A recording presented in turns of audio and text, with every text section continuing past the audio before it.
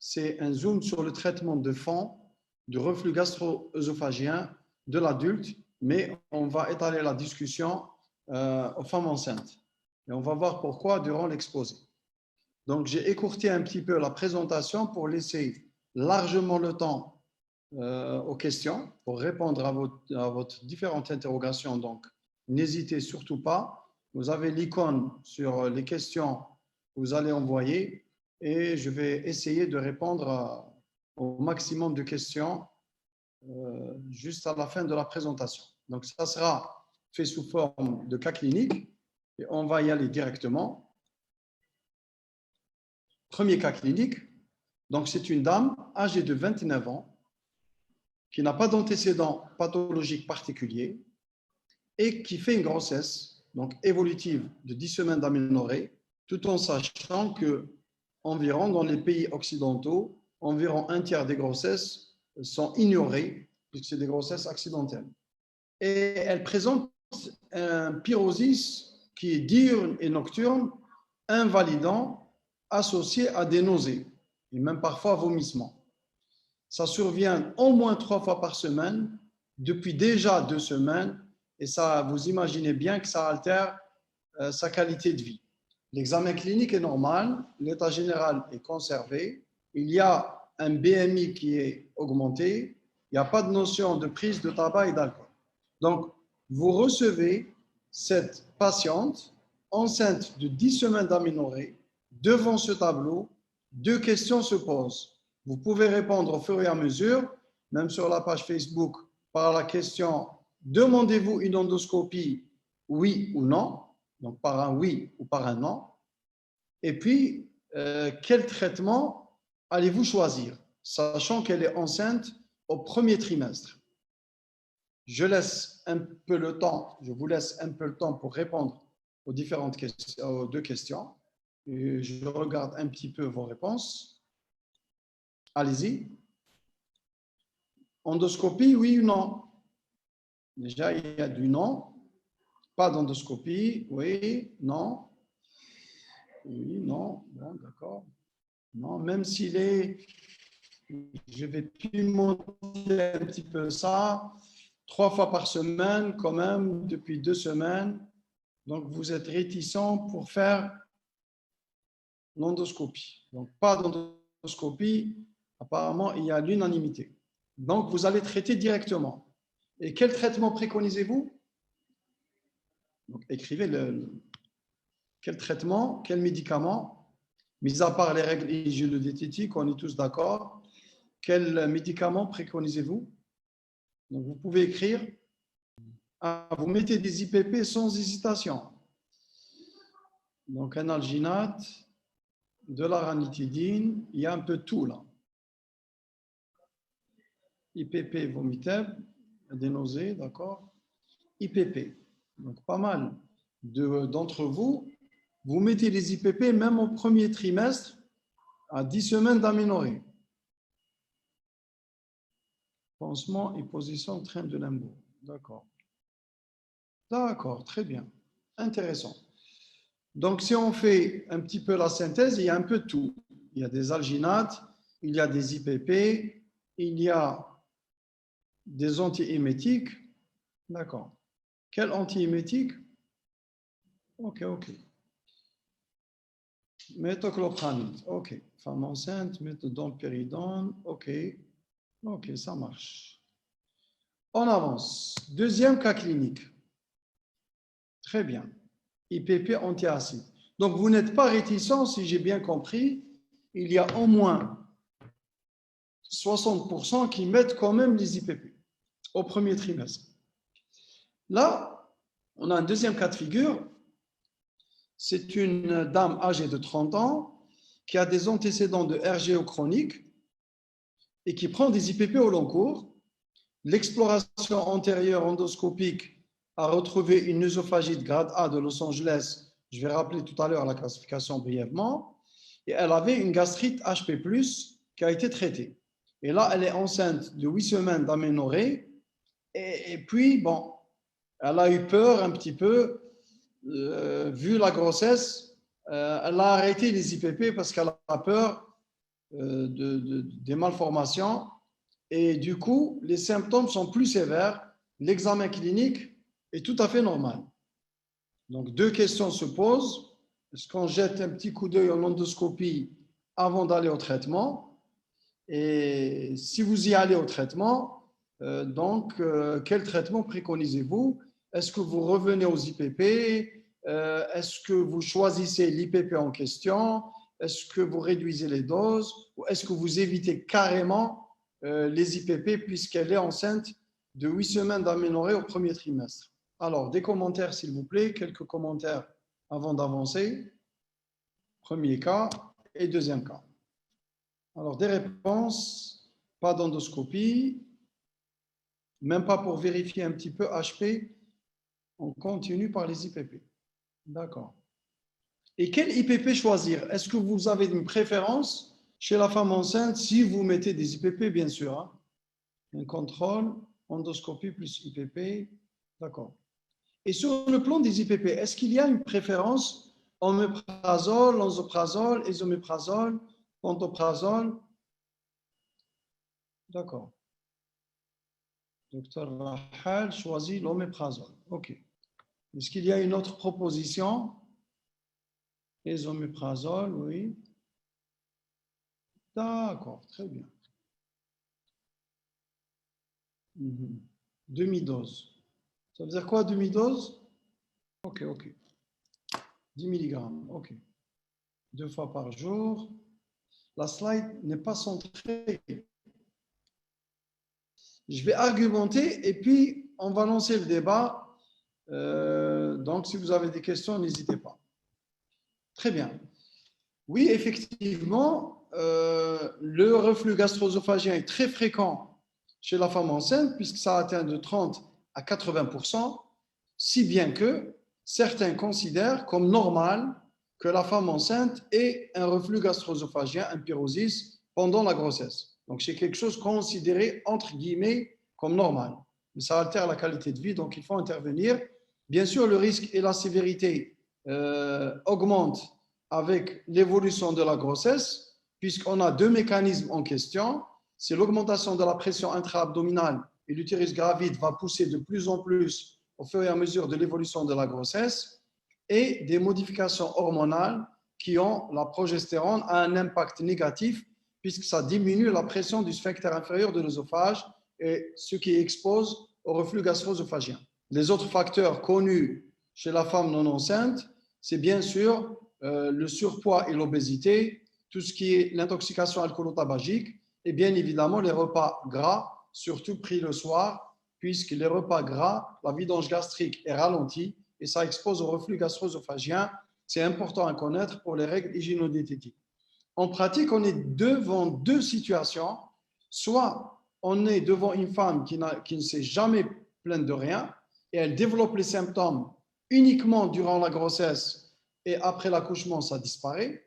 Soit on a affaire à un RGO préexistant à la grossesse qui va se voir aggravé par cette grossesse. Je suis tout à fait d'accord avec vous. Le diagnostic de reflux reste un diagnostic purement clinique, même chez la femme enceinte, puisqu'on a les deux symptômes majeurs. C'est pyrosis, c'est-à-dire les brûlures rétrosternales ascendantes aggravées en position en antiflexion, et les régurgitations, c'est-à-dire la remontée passive du contenu gastrique dans la bouche. Et donc, on se contente de l'interrogatoire pour poser le diagnostic de reflux gastro-œsophagien. Chez la femme enceinte, la stratégie classique qui était jusque-là recommandée, c'est la stratégie step-up. Ça veut dire quoi, la stratégie step-up? Si vous faites des lectures, vous allez vous noyer dans les articles, puisqu'on va vous dire, on commence par les règles hygiéno-diététiques. Si ça ne marche pas, on va aller effectivement aux antiacides, aux prokinétiques.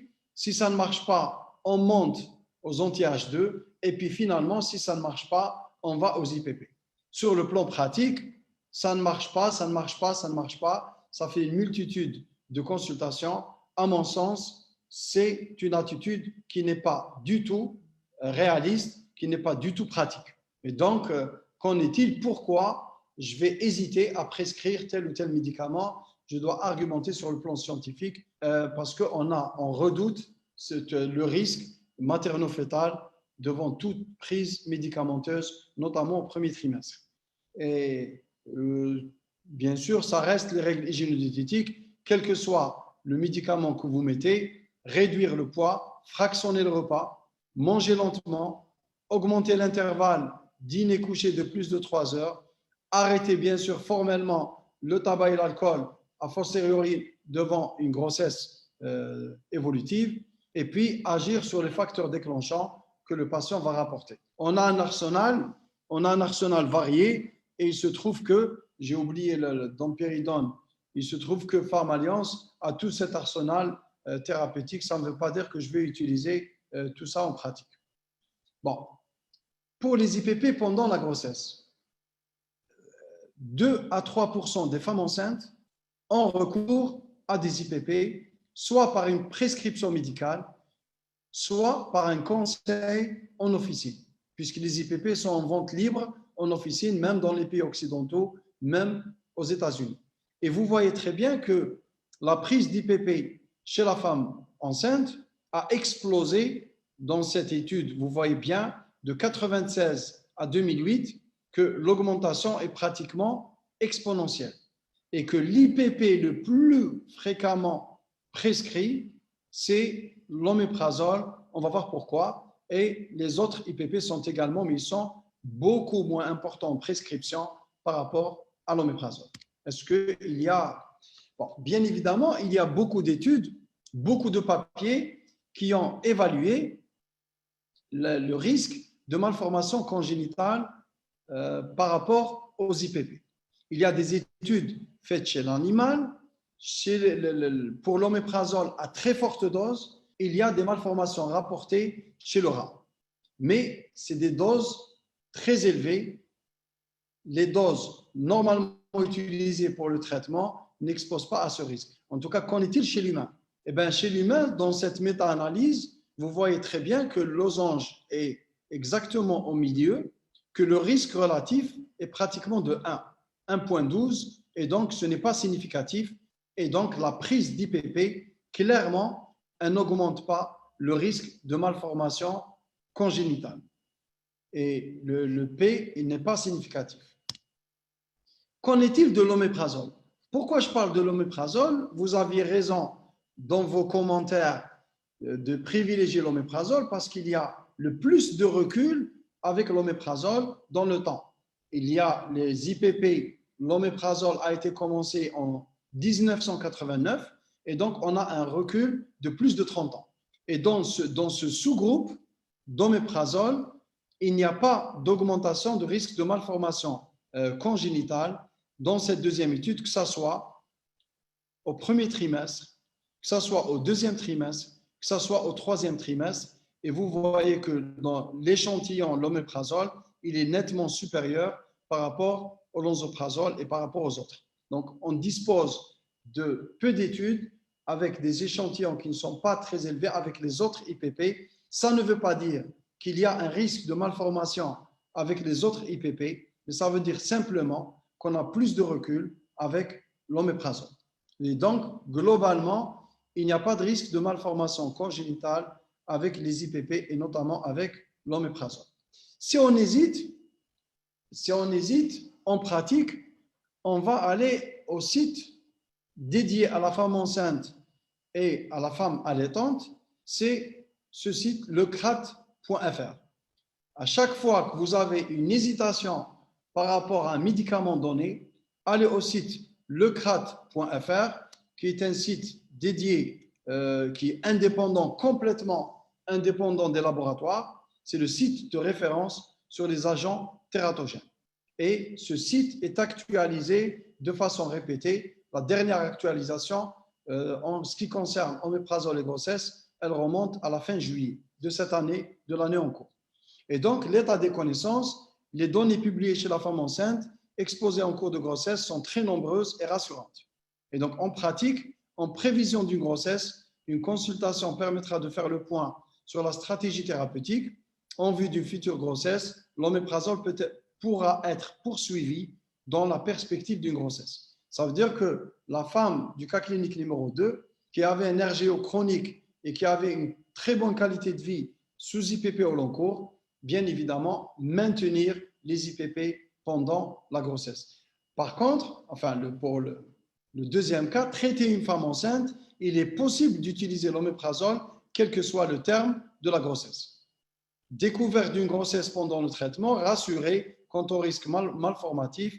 Si un inhibiteur de la pompe à protons doit être maintenu, l'oméprazole pourra être utilisé, quel que soit le terme de la grossesse. C'est ce qui est écrit noir sur blanc dans ce site lecrat.fr, dédié encore une fois à la femme enceinte et à la femme qui arrive.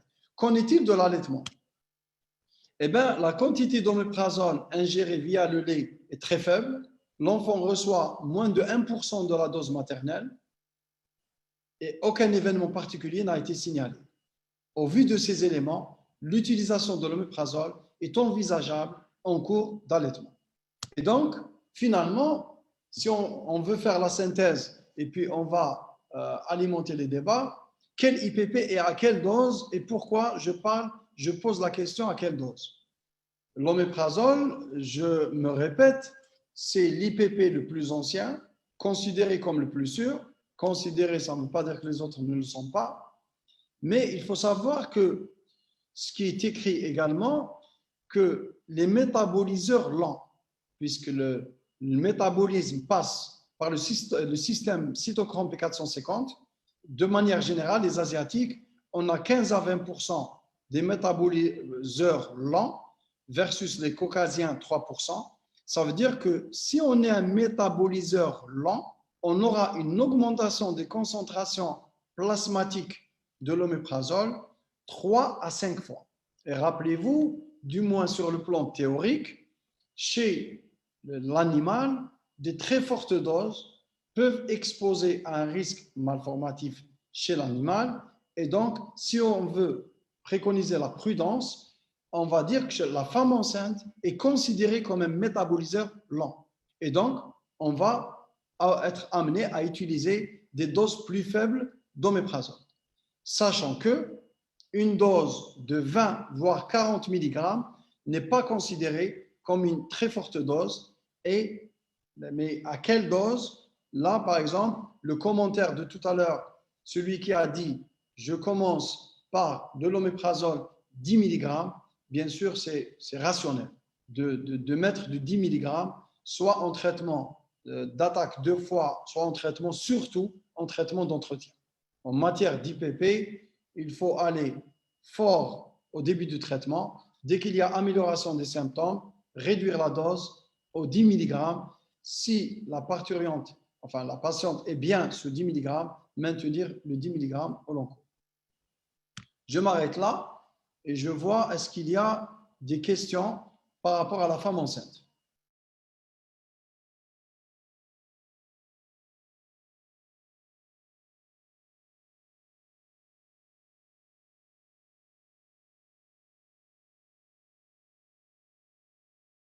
Et pour les deux cas cliniques, il n'y a pas à refaire l'endoscopie. En pratique, je reçois beaucoup de re-endoscopies pour un petit peu n'importe quoi. Il faut savoir que la gastrite, si vous avez une gastrite entrale sans dysplasie, sans métaplasie, et les biopsies fendiques ne montrent pas ni d'atrophie ni de métaplasie, il n'y a pas de contrôle à préconiser. S'il y a de la métaplasie, le premier contrôle, c'est à 3 ans. Ce n'est pas 1 an. Si vous avez de la dysplasie bas grade, il faut éradiquer Helicobacter pylori et refaire l'endoscopie à 1 an. Ce n'est pas la peine de refaire des endoscopies annuelles, etc. En pratique, ce n'est pas la peine de vous alarmer. La séquence atrophie, métaplasie, dysplasie, cancer est une séquence qui est très lente en évolution dans le temps. Est-ce que vous avez des commentaires sur la femme enceinte? Puisqu'il y a d'autres effets, on pourra en discuter si vous le voulez. Je n'ai pas mis dans les slides, mais bon, je pourrais répondre. Oui, le dogmatil qui est un neuroleptique, vous savez que l'effet secondaire majeur, il a un effet central, donc il peut avoir un effet sur les symptômes, et le risque majeur du dogmatil, surtout au long cours, c'est la galactorée.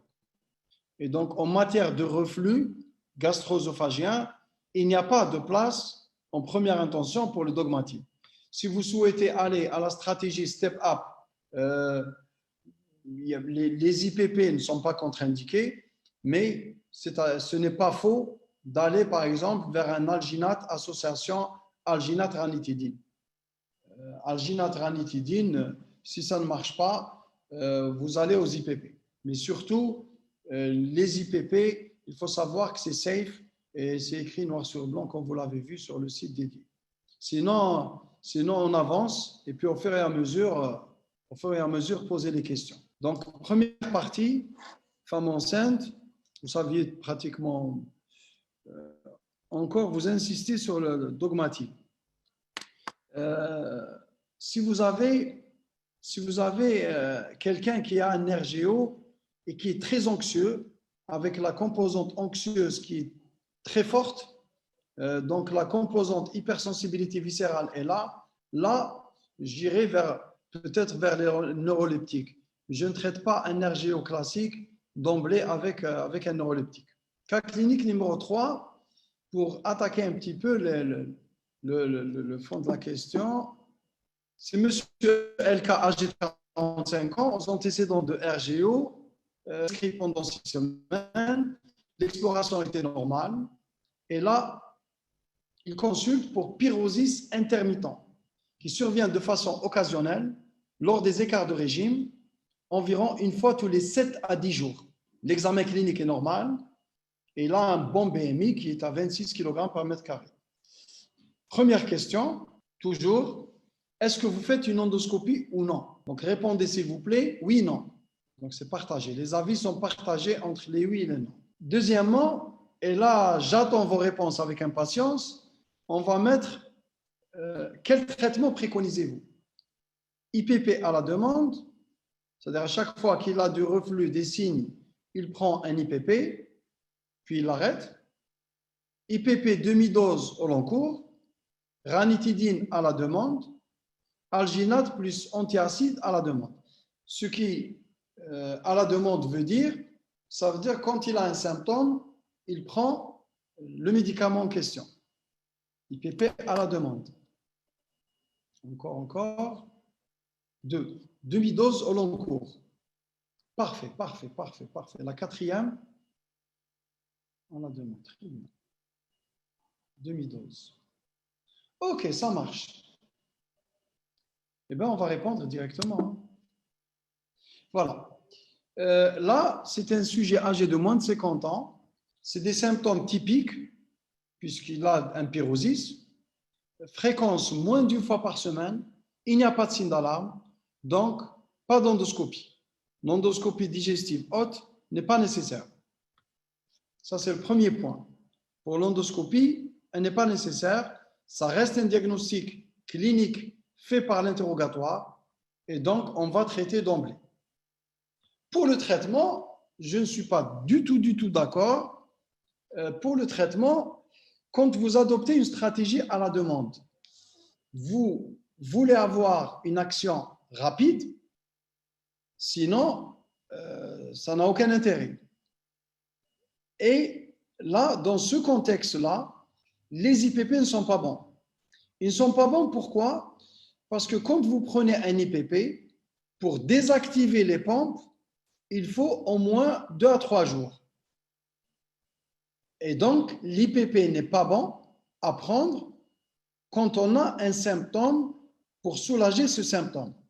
Là, on a besoin d'un médicament, même s'il est moins puissant, mais il doit être à action rapide. Bien sûr, on maintient les règles hygiéno-diététiques s'il y a une notion de repas déclencheur, éviter les facteurs déclenchants. Et là, c'est alginate antiacide et la ranitidine, elle trouve toute sa place. Dans ce cas de figure, c'est la ranitidine qui est préconisée parce que la ranitidine, elle bloque directement le récepteur à l'histamine. Elle bloque directement et la prise de ranitidine n'est pas dépendante du repas.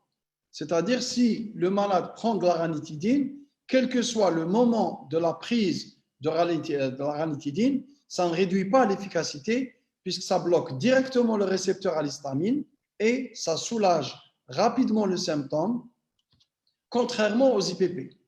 Les IPP, leur efficacité, elle dépend du repas, puisque le malade doit prendre une demi-heure avant le petit déjeuner, idéalement, pour que ça soit efficace sur les pompes, l'inactivation des pompes à proton. Et certes, l'action est puissante, mais cette action, elle est plus lente.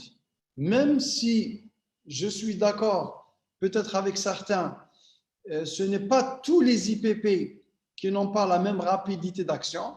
Si vous prenez l'ésoméprazole, il a une action plus rapide par rapport aux autres. C'est pour cela plus rapide et plus puissante. C'est pour cela que dans l'éradication d'Helicobacter pylori, c'est obligatoirement l'ésoméprazole 40 mg 2 fois par jour. Et je continue à voir, même malheureusement par des collègues, qui éradiquent Helicobacter pylori avec de l'oméprazole. Ça, c'est très mauvais parce que l'efficacité des antibiotiques, elle dépend de la suppression gastrique, de la sécrétion gastrique acide. Et là, on doit utiliser un médicament puissant. Les anti-H2 sont très bien tolérés. Je ne suis pas d'accord avec les effets secondaires. Ils sont très bien tolérés sur le long terme. Et là, vous pouvez, dans ce cas de figure, faire une combinaison anti-H2 alginate, anti-H2, anti-acide. Et là, c'est le traitement à la demande. Donc, on est d'accord que symptômes moins d'une fois par semaine, ce n'est pas les IPP dans ce cas de figure. Cas clinique 4.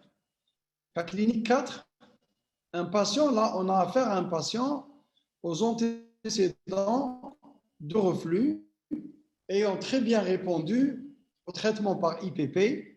Il était sous proton 20 mg par jour, plus alginate à la demande, et prescrit pendant 6 semaines. Effectivement, lorsque vous traitez un malade qui a du reflux gastro-œsophagien 2 épisodes ou plus par semaine, la première prescription, c'est du QSP 4 à 8 semaines. En tout cas, c'est un minimum de 4 semaines. En moyenne, c'est 6 semaines. N'hésitez pas à mettre QSP 6 à 8 semaines. Maintenant, quand le patient arrête, c'est ce qui est le cas de notre patient, âgé de 55 ans, à l'arrêt du traitement, reprise du pyrosis, ce qui est le cas environ de la moitié des malades. Il a eu une endoscopie digestive haute il y a 2 ans qui était normale, hormis une hernie hiatale par glissement. Il n'y avait pas d'infection à Helicobacter pylori, ce qui est relativement rare chez nous, puisque 80%, plus de 80% de la population porte Helicobacter pylori. L'examen clinique est tout à fait normal. Alors, que préconisez-vous? Il a une hernie hiatale par glissement. On refait l'endoscopie pour vérifier qu'il y a une cicatrisation de l'œsophagite qu'il avait avant. Reprendre les IPP en doublant la dose. C'est-à-dire, au lieu de proton 20 mg par jour, on va mettre 20 mg 2 fois par jour. On va reprendre le proton à 10 mg par jour, puisque c'est un candidat au traitement au long cours, ou bien, puisqu'il a une hernie hiatale par glissement, on va prévoir d'emblée une chirurgie anti-reflux. 1, 2, 3, 4, 5. Je rappelle que le malade était bien sous IPP à 20 mg. On refait l'endoscopie. Il y a des propositions. Hein. Vous adorez l'endoscopie. On refait l'endoscopie. D'accord. Prévoir une chirurgie. Comme ça, on aura un traitement radical, puisque le seul traitement physiopathe du reflux est effectivement la chirurgie anti-reflux, qu'on peut faire d'abord, d'ailleurs, par célioscopie. J'aurais dû mettre d'ailleurs chirurgie anti-reflux par célioscopie. Et puis là, je vais vous poser une autre question. Bon, globalement, ce qu'on appelle œsophagite sévère et non sévère. Œsophagite peptique, ça veut dire œsophagite liée au reflux gastro-œsophagien. Ce qu'on appelle, c'est la classification de Los Angeles. Ce que vous voyez là, en blanc, c'est une perte de substance, c'est une érosion linéaire. Quand ça fait moins de 5 mm, c'est Los Angeles A. Quand ça fait plus de 5 mm, c'est Los Angeles B. Et dans les deux cas, les érosions ne communiquent pas, ne confluent pas. Il n'y a pas de confluence. Et là, vous voyez, ce que vous voyez là, ça c'est une hernie hiatale par glissement. Ça veut dire que c'est l'estomac qui glisse dans le thorax. On le voit bien en endoscopie, parce que la muqueuse de l'œsophage, elle est malpighienne, rose pâle, alors que la muqueuse gastrique est plutôt rouge. Et la distance entre la fin des plis gastriques et ce qu'on appelle ici la ligne Z, en principe, elle fait moins de 2 cm. Quand l'estomac glisse en haut, cette ligne Z remonte et la distance dépasse 2 cm. On parle de hernie hiatale par glissement.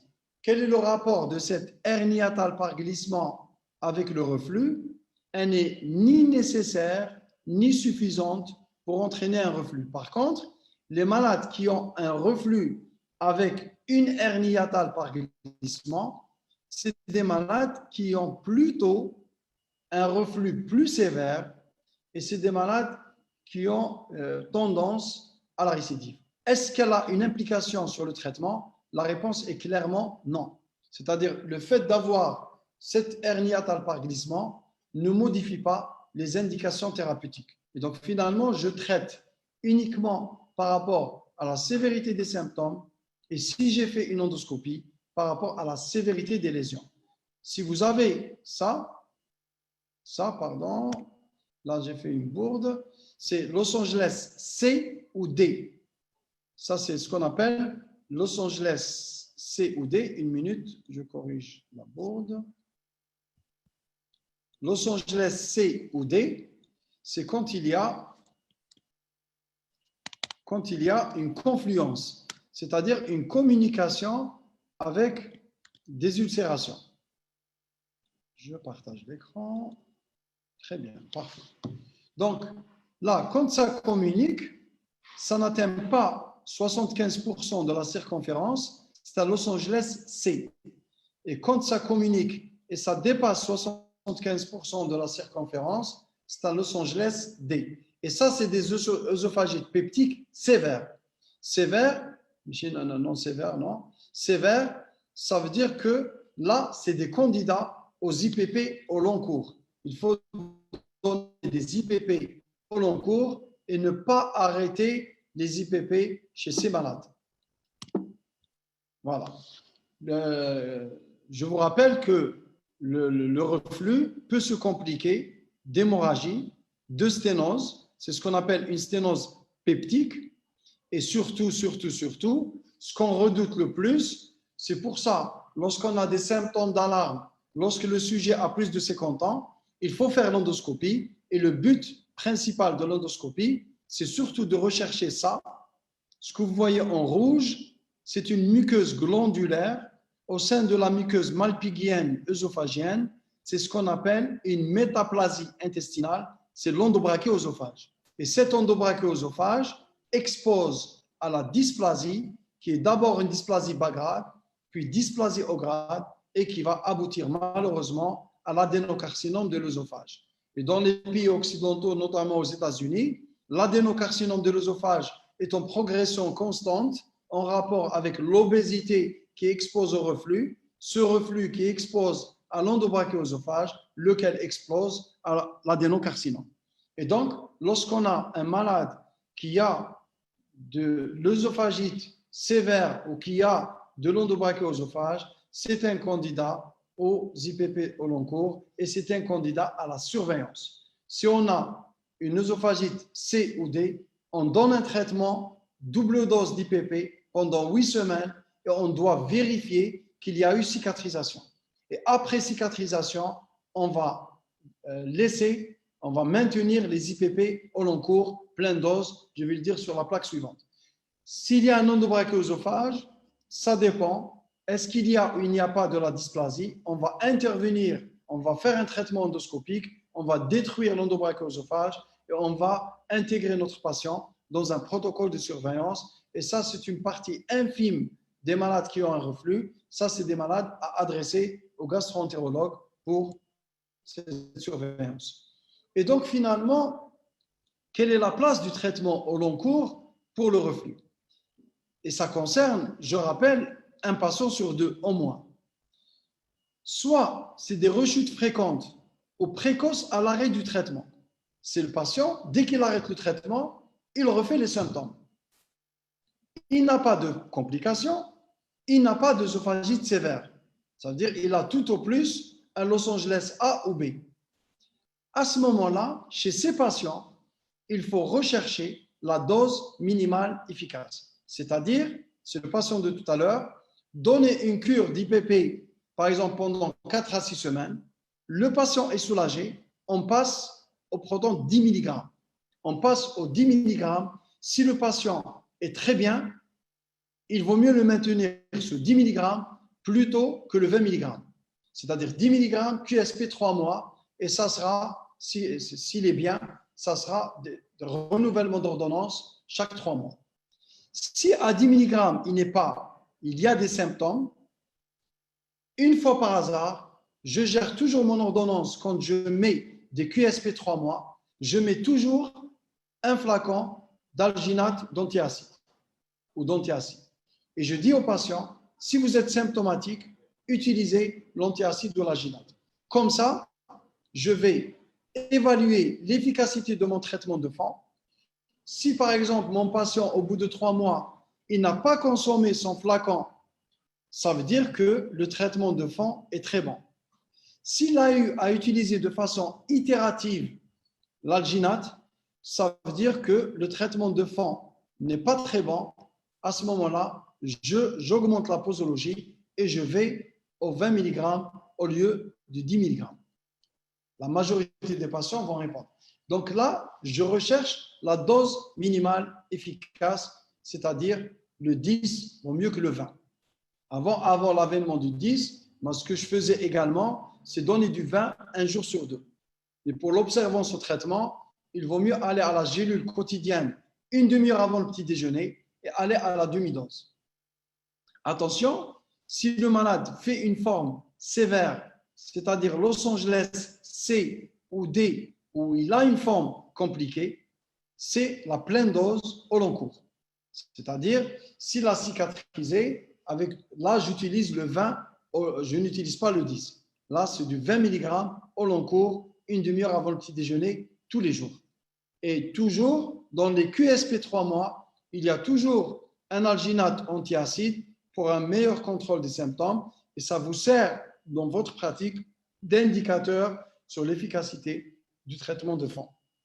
Ne pas oublier, si vous mettez des IPP au long cours, c'est-à-dire plus de 2 à 3 mois, recherchez, éradiquer Helicobacter pylori de façon systématique.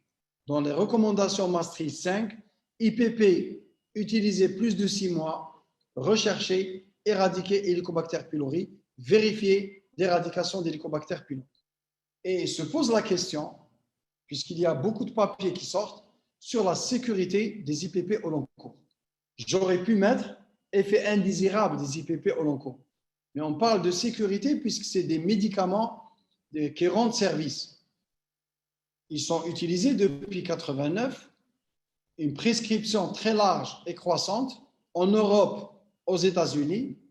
Ils ont été mis en vente libre en France depuis déjà 2008. Chez nous, vous le savez très bien qu'ils sont délivrés en officine de façon très très large et il y a bien évidemment un accroissement du mauvais usage. Et donc, les effets indésirables, on a toujours une balance bénéfice-risque et en principe, le prescripteur, il doit vérifier que cette balance est respectée. Si cette balance est respectée, ça veut dire qu'il y a indication, c'est bien sûr une faute de priver le malade du bénéfice du traitement parce que la balance va bien sûr pour le bénéfice plutôt que vers le risque et on va débattre de ce risque dans les quelques plats qui suivront. Il y a des milliers d'articles, des articles très récents, les effets secondaires rapportés sont nombreux, il y a toujours un problème dans le débat sur la méthodologie et pourquoi on parle d'effets secondaires, par quel mécanisme? Il y a le premier mécanisme, c'est la chlorhydrie, puisque les IPP sont des médicaments puissants, ils réduisent l'acidité gastrique, donc ça augmente le pH. Et est-ce que ça interfère avec l'absorption de certains nutriments, notamment les vitamines, la vitamine B12, la vitamine C, certains minéraux tels que le magnésium, le calcium, le fer. Et lorsqu'on réduit de façon puissante la sécrétion gastrique acide, les cellules G qui siègent dans l'antre vont être stimulées et il y aura une hypergastrinémie secondaire. Et la gastrine a un rôle trophique sur les cellules pariétales. Ça stimule la multiplication des cellules pariétales. Et donc, est-ce qu'il n'y a pas de problème par rapport à ça? Puisque quand on augmente les mitoses, est-ce qu'il n'y a pas un sur-risque de cancer? Puisque la mitose est précédée par une réplication de l'ADN. Et s'il y a des mutations, est-ce qu'il n'y a pas un sur-risque de cancer? Et troisième mécanisme, c'est qu'on a pensé pendant longtemps que les pompes à protons étaient spécifiques de l'estomac. Sauf que les pompes à protons existent ailleurs, existent au niveau des ostéoclastes.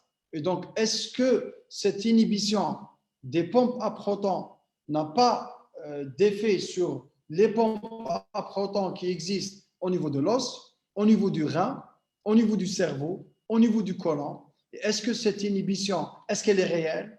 Est-ce qu'elle est théorique? Pourquoi on se pose la question? Parce que l'IPP, pour qu'il soit activé, il faut un milieu acide, ce qui existe au niveau de l'estomac dans le pôle apical des cellules pariétales. Est-ce que ce milieu existe également dans les pompes à protons extragastriques? Donc, est-ce que ce n'est pas théorique? Mais on est en droit de se poser des questions. Et puis, vous avez, si vous allez sur Internet, les différents effets secondaires rapportés, ça fait vraiment peur, puisqu'il y a le risque osseux, ostéoporose, fracture, les infections digestives, pulmonaires, les infections chez le cirrhotique, d'autant plus que le cirrhotique, le métabolisme passe par le foie, et le cirrhotique en insuffisance hépatique, il y aura des concentrations plasmatiques élevées. Est-ce que ça n'expose pas au risque d'infection du liquide acide, etc. Est-ce qu'il peut y avoir des carences? Vitamine B12, magnésium, fer, calcium, toxicité rénale, il y a des cas rapportés, une colite microscopique, les cancers, la démence, l'infarctus du myocarde, et puis la classique qui a fait couler beaucoup d'encre, interaction, d'ailleurs qui n'est pas élucidée jusqu'à ce jour, avec le clopidogrel. On peut en débattre, mais globalement, je vais vous faire la synthèse, puisque ça, c'est une question à part. Mais bon, la synthèse, et vous voyez que j'ai sélectionné quelques articles dans la revue prestigieuse Gastroentérologie et Safety of IPP, large étude multicentrique randomisée des patients qui reçoivent de l'aspirine. Là, on va parler la semaine prochaine avec les cardiologues, on va en débattre de ça. Bien sûr, vous êtes invités, bien évidemment. Ça sera la protection, la toxicité des antiagrégants, enfin la digestive, et comment la prévenir. Et puis, certains des cardiologues, quand je discute avec eux, ils sont très réticents par rapport aux effets secondaires. Et donc, il y a des études, 2010, j'ai sélectionné les méta-analyses, 2019, il y a une revue de la littérature qui est très, très belle revue en fin 2019, et puis il y a l'article de juin 2020, il y a des articles même en juillet 2020, etc. Bon, la synthèse, c'est quoi? La synthèse, c'est que le tableau de tout à l'heure, si on prend risque par risque, le risque, il est soit théorique, d'ailleurs c'est ce qui est pour la plupart des risques, il n'y a aucune preuve. Pourquoi? Par exemple, si on prend le risque de fracture osseuse, d'ostéoporose, le plus classique. Pourquoi? Parce qu'il y a des facteurs confondants. Il y a déjà à la base des sujets traités en rhumatologie pour des pathologies ostéo-articulaires, et c'est des sujets à la base fragiles, âgés, qui ont une pathologie articulaire. Et donc finalement, ce risque-là, il y a des facteurs de confusion. Est-ce qu'il n'est pas plutôt lié à ça plutôt qu'à la prise d'IPP? Et donc, il y a beaucoup de ces risques qui sont théoriques. Si on prend l'hypomagnésémie qui a été bien documentée, mais vous prenez depuis 2006, il y a 30 cas décrits. Certes, c'est bien documenté parce que c'est des malades qui ne répondent pas à la supplémentation en magnésium, mais qui ont très bien répondu à l'arrêt de l'IPP. Mais 30 cas depuis 2006, est-ce qu'on va tenir compte et on va avoir peur de faire profiter des malades du bénéfice des IPP en termes de qualité de vie, en termes de pathologie courante où on a recours aux IPP parce qu'il y a ce risque-là théorique. Eh bien, ce qu'on vous dit en synthèse, si vous lisez tous les articles, quels qu'ils soient, il faut respecter les indications.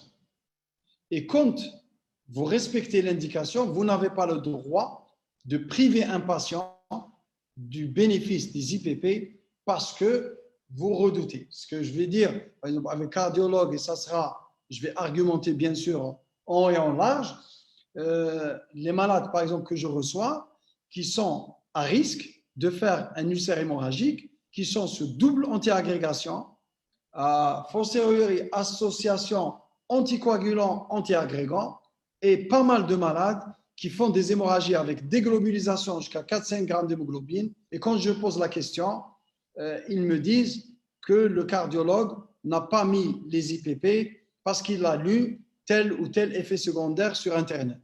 Et là, ce n'est pas du tout légitime de faire ça en pratique. On est des professionnels. C'est une médecine fondée sur des preuves.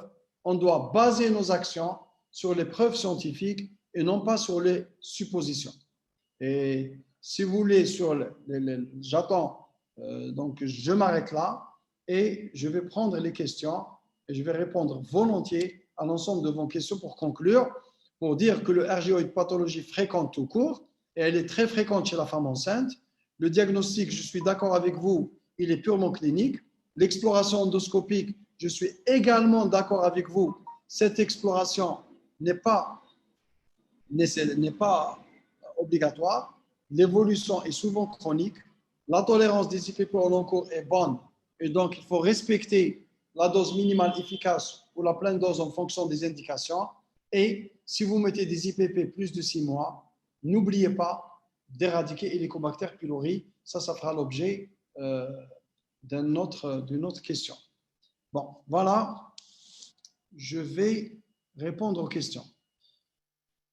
Faut-il ajuster les doses des IPP en fonction de l'âge de la grossesse? Il faut ajuster les IPP en fonction de la réponse au traitement. Chez la femme enceinte, il faut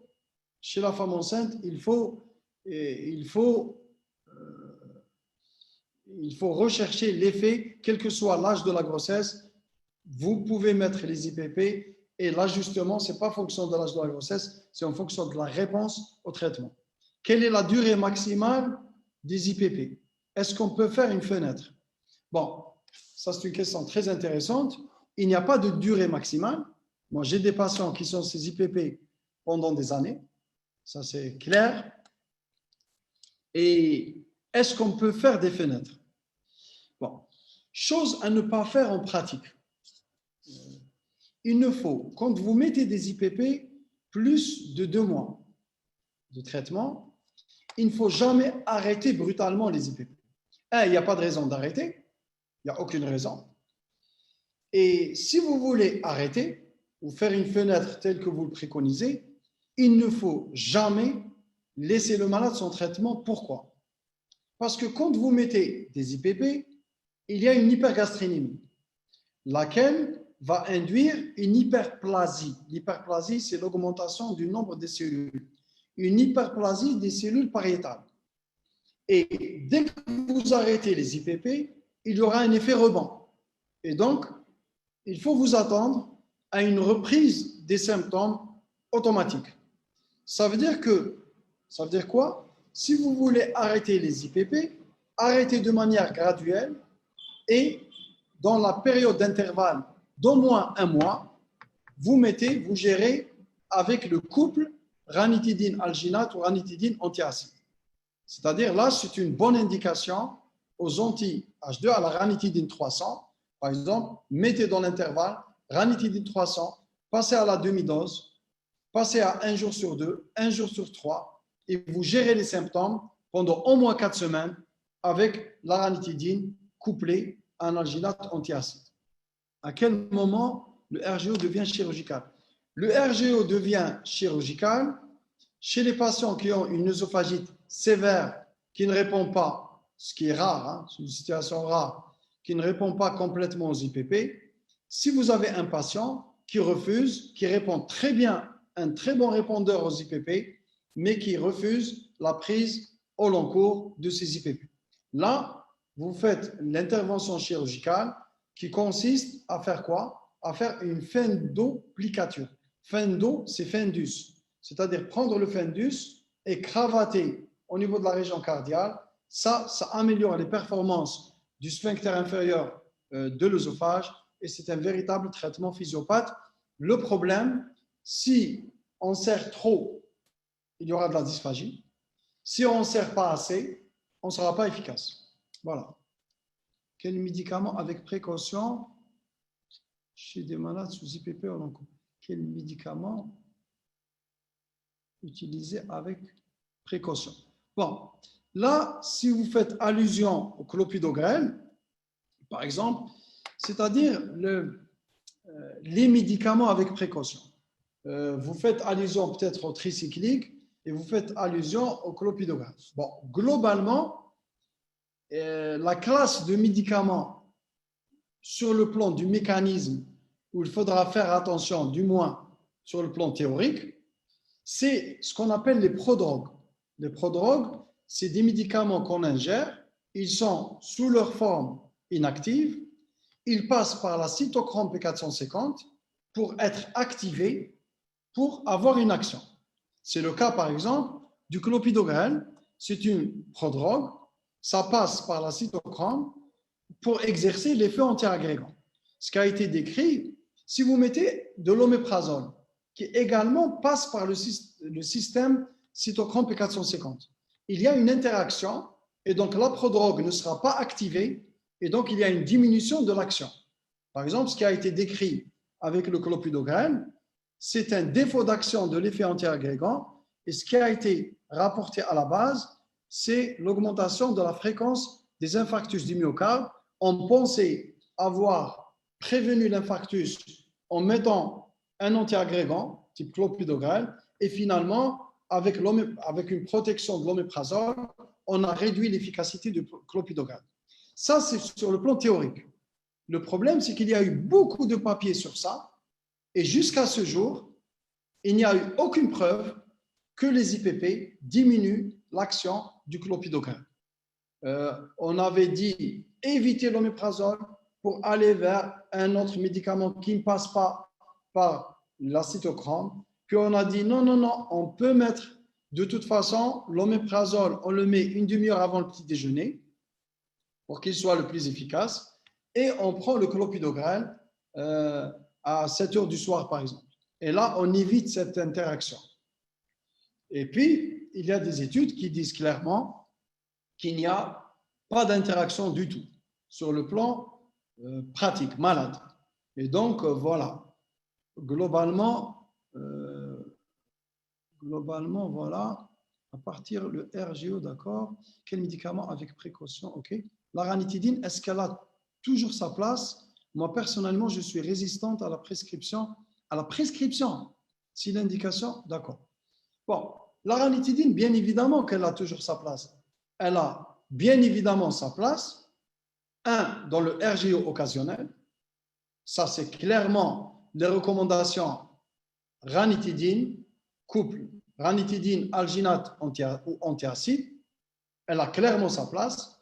Deuxièmement, elle peut avoir sa place dans le RGO où on ne maîtrise pas la phase nocturne du reflux. C'est-à-dire le malade, il fait du pyrosis diurne et nocturne, il va très bien la journée, mais quand même, la nuit, il y a des réveils le soir. Là, on peut mettre la ranitidine le soir au coucher. Le problème, c'est que chez certains patients, on a un effet off. C'est-à-dire après quelques temps de traitement, ça ne marche plus. Mais il a sa place là-dessus. Chez la femme enceinte, si vous préconisez la stratégie step up, c'est-à-dire vous vous dites, j'utilise la ranitidine, parce qu'il y a plus de recul avec la ranitidine qu'avec un IPP. Bien sûr, c'est défendable. Ranitidine, vous mettez ranitidine plus alginate. Bien sûr que vous pouvez adopter cette stratégie. L'enzoprazole, esoméprazole, même efficacité, même. Non, l'esoméprazole, c'est-à-dire, est-ce que globalement, si on traite un reflux, on traite le reflux avec l'oméprazole. Vous avez un couple oméprazole, par exemple, proton 20, proton 10. Ça, c'est un joli couple, puisque le 20, puis le 10 pour le traitement au long cours. Ça, c'est clair. Si ça ne marche pas, on peut basculer vers l'esoméprazole 40. Par exemple, l'Isinox 40, il a une action plus puissante et plus rapide. Ça, c'est clair. Mais vous vous dites, surtout avec le prix actuel qui a baissé de manière drastique, mais vous vous dites, si mon malade, il a un reflux et il est bien sous proton, ben je le garde sous proton, puisqu'il y a un souci de coût. Il y a un souci de coût, puisque le remboursement se fera sur le tarif référence. Par contre, si j'éradique Helicobacter ou si je suis en échec de l'oméprazole, je n'hésite pas à passer à l'esoméprazole 40. Bien sûr, ça va engendrer un petit surcoût, mais ça vaut la chandelle. Durée maximale chez la femme enceinte. Durée maximale, clairement, la femme enceinte, je donne une durée de 4 à 6 semaines, j'arrête et je vois. Si ça s'arrête, j'arrête. Si ça reprend, je reprends. Biguanide et IPP. Biguanide et IPP. Biguanide et IPP. Ça, je ne connais pas par contre. Biguanide, intolérance aux biguanides et IPP. Par contre, les biguanides, l'effet secondaire majeur, puisque les biguanides sont préconisés pour inhiber l'absorption des sucres, et le sucre non absorbé, bien sûr, il va rester en lumière. Et dans la lumière, ça peut entraîner un effet osmotique, ça peut stimuler le péristaltisme, et là, j'imagine que vous connaissez ça dans votre pratique. L'effet secondaire majeur de la metformine, c'est la diarrhée et les douleurs abdominales. Ça, c'est clairement le cas des biguanides. Comme interaction aux IPP, ça, je ne connais pas. Durée maximale, j'ai répondu. Il n'y a pas de durée maximale, ça dépend de la situation, ça dépend de l'indication. Si le malade, à chaque fois que vous arrêtez, il reprend, c'est un candidat au traitement au long cours. Pas de lésion sévère, pas de complications. Vous allez au 10 mg au long cours. Il va bien sous 10 mg, je maintiens 10 mg. Si le patient veut arrêter, on doit bien sûr planifier l'arrêt pour éviter ce classique effet rebond. En cas d'urgence, doit-on éviter les IPP dans l'oméprazole? Ça, je n'ai pas compris. Le clopidogrel est dépassé en Europe. Oui, bon. Le clopidogrel, il n'est pas dépassé en Europe. Hein, je ne suis pas d'accord. Hein. On va discuter avec les cardiologues. C'est vrai qu'il y a d'autres antiagrégants. C'est vrai qu'en cardio, ça bouge avec les stents actuels parce que après stent, bien sûr, ce qu'il faut éviter, c'est de reboucher le stent. Et bien sûr qu'il y a d'autres. On va discuter de ça la semaine prochaine, Inch'Allah. On va discuter de cette question. Est-ce que le clopidogrel est dépassé? Vomissement rebelle. Ah ben oui. Attention, là, s'il y a des vomissements incoercibles, attention aux troubles ioniques, attention à l'hyperémésis gravidarum. Là, ça sort du cadre du reflux. Le vomissement de la femme enceinte, effectivement, parfois, ça pose de gros problèmes. La femme enceinte, je ne fais pas d'endoscopie que s'il y a une complication. Si elle me fait une hémorragie avec retentissement, bien sûr, là, je ferai une endoscopie. S'il y a clairement un signe d'alarme qui me font redouter une complication, je fais une endoscopie. Sinon, je prévois l'endoscopie après la grossesse. Et il paraît que les malades sous IPP font des formes sévères. Oui, ça a été dit. ça a été dit dans l'infection à Covid-19, comme beaucoup de choses ont été dites, mais bon, honnêtement, il ne faut pas tenir compte de ça. Est-ce que les IPP, je l'ai dit, l'IPP, si vous allez dans les articles, on vous dit clairement que chez la femme enceinte, on est plus à l'aise, on est plus à l'aise avec l'oméprazole, vu le recul lent de l'oméprazole, vu que la majorité des études ont étudié l'oméprazole. C'est le plus étudié, c'est l'IPP le plus étudié chez la femme enceinte. Les autres commencent à venir, mais pour le moment, le plus étudié de loin, c'est l'oméprazole. C'est pour ça qu'on vous dit privilégier l'oméprazole. Ça ne veut pas dire que les autres font des problèmes. Sur le plan théorique, les oméprazoles, c'est un énantiomère de l'oméprazole. Ça devrait, mais en médecine, on ne peut pas dire ça devrait. Il faut avoir la preuve de ce qu'on avance. Après un ulcère, combien de temps faut-il donner un antiplaquettaire, docteur Harouch? Oui. Là, on va encore parler de ça la semaine prochaine. Je vais vous laisser sur votre faim, parce qu'on va développer cet aspect-là. Je dirais, je peux vous répondre brièvement. Ça dépend de la situation, ça dépend de l'indication de l'antiagrégant plaquettaire. Dans la plupart des cas, si c'est un stent, etc., on n'arrête pas l'antiplaquettaire, même en cas d'hémorragie. On va voir dans quel cas on doit arrêter, etc. Ça, on va discuter la semaine prochaine. Association ranitidine IPP, ça, je vais discuter. Est-ce que le RGO peut engendrer un cancer? Eh bien oui, ça je l'ai dit. Dans les formes, le RGO chronique, il peut exposer à la métaplasie, c'est-à-dire à l'endobrachioœsophage, et l'endobrachioœsophage expose à l'adénocarcinome, mais on ne sait pas trop. Dans le RGO, ce que vous devez connaître, qu'il n'y a pas cette séquence, c'est-à-dire ce n'est pas le malade qui va faire, il va faire œsophagite grade A, laquelle va évoluer en grade B, laquelle va évoluer en grade C, D, endobrachie, cancer. Non, ce n'est pas comme ça que ça se passe. On ne sait pas trop pourquoi. Les grades B resteront grade B toute leur vie. Et ceux qui font de l'endobrachioœsophage, on va découvrir d'emblée un endobrachioœsophage. Et là, j'ai vu les jours précédents, j'ai vu une malade qui a fait d'emblée la complication, l'adénocarcinome. Ça a été d'emblée révélé par un adénocarcinome sur endobrachioœsophage. C'est pour ça qu'il faut rester vigilant. S'il y a des symptômes d'alarme, s'il y a du sang, s'il y a de l'anémie, s'il y a une hématémèse, s'il y a du méléna, s'il y a un amaigrissement, s'il y a une douleur à la déglutition, s'il y a un accrochage, c'est-à-dire une dysphagie, si le sujet a plus de 50 ans, l'endoscopie est obligatoire. Ça, c'est la soupape de sécurité. La ranitidine n'est plus commercialisée. Si, bien sûr qu'elle est commercialisée. Pourquoi elle ne serait pas commercialisée?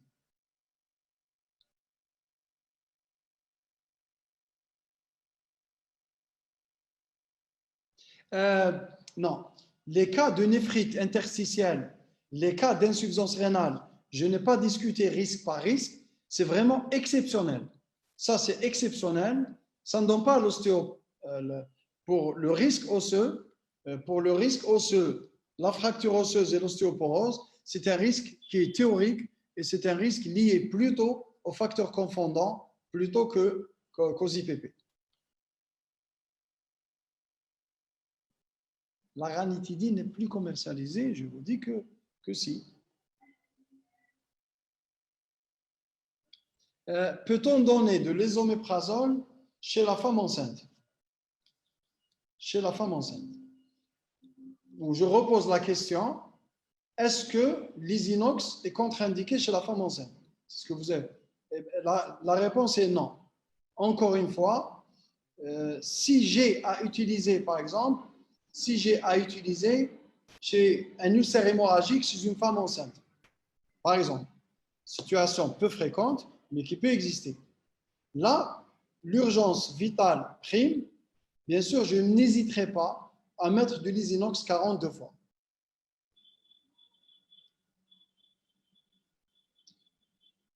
Peut-on associer IPP ranitidine en cas d'insuffisance? Non. La ranitidine, c'est surtout pour le reflux nocturne.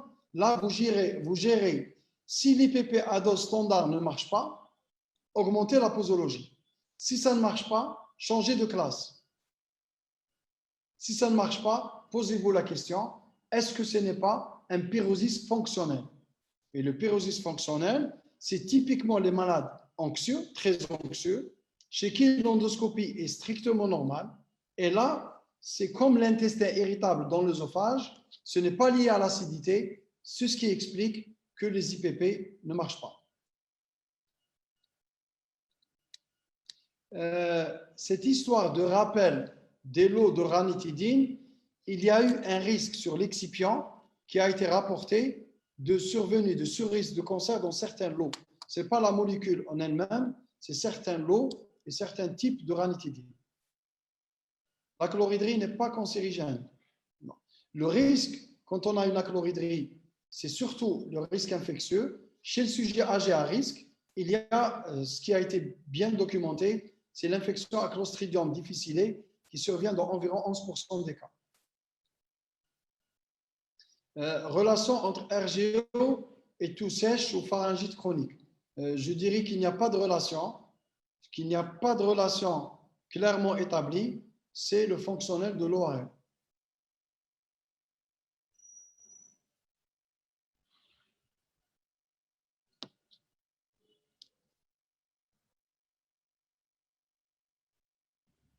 Oui, c'est d'éventuelles impuretés. C'est ce que j'ai dit. Il y a des lots de ranitidine qui ont posé problème.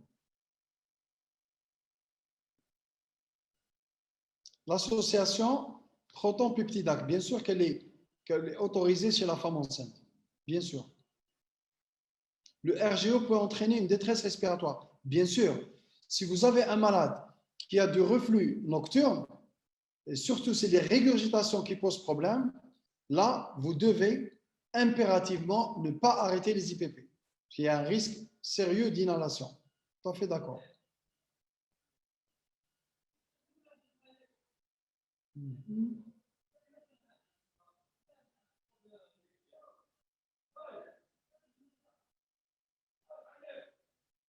Avant un examen, peut-on donner des IPP? Quel examen? Bien sûr, là, il y a certains examens où vous devez arrêter les IPP avant, pour faire un test respiratoire, pour faire une pH-métrie, etc. Là, bien sûr, ce n'est pas l'objet de la question, mais vous avez raison, oui.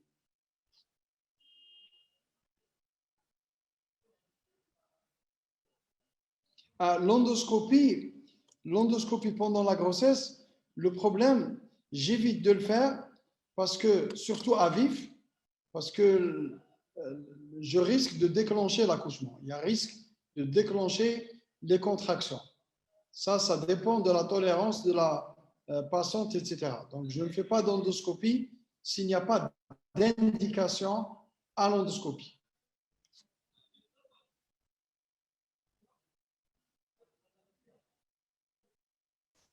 Insuffisance rénale, IPP dans l'insuffisance rénale. Il y a des case reports qui ont été rapportés. Il y a des néphrites interstitielles, mais c'est vraiment exceptionnel.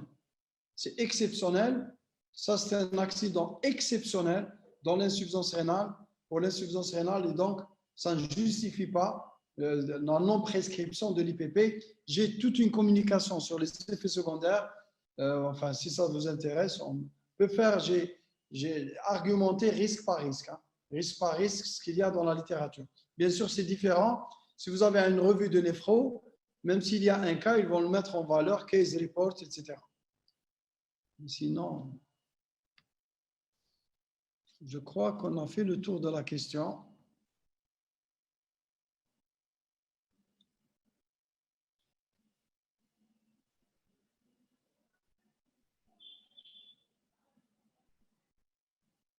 Non, le test respiratoire ne remplace pas la fibro pour le diagnostic.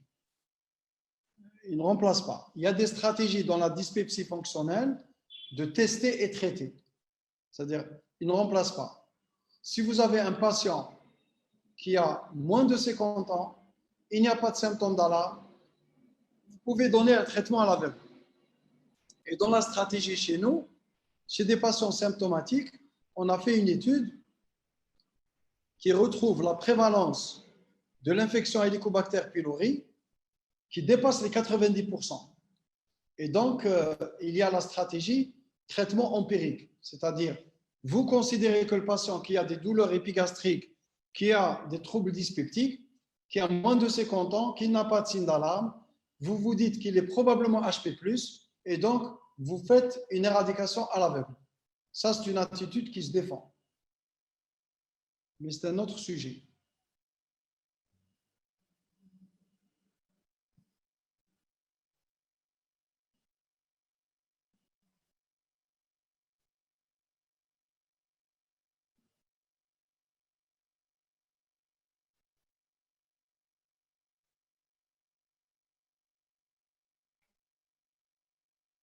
On insiste sur l'histoire de la ranitidine. C'est vrai que ça a fait couler de l'encre, mais bon, il faut faire la revue plus large pour avoir une idée plus objective. Donc, je vous dis merci pour votre persévérance et j'espère vous revoir, Inch'Allah, la semaine prochaine pour les antiagrégants avec les cardiologues. On aura un débat plus. Donc, un débat, c'est de pratique courante, c'est les IPP et les antiagrégants et les accidents. Il y aura de la discussion. Donc, je vous remercie et je vous dis bonne fin de soirée à tout le monde et merci à vous tous.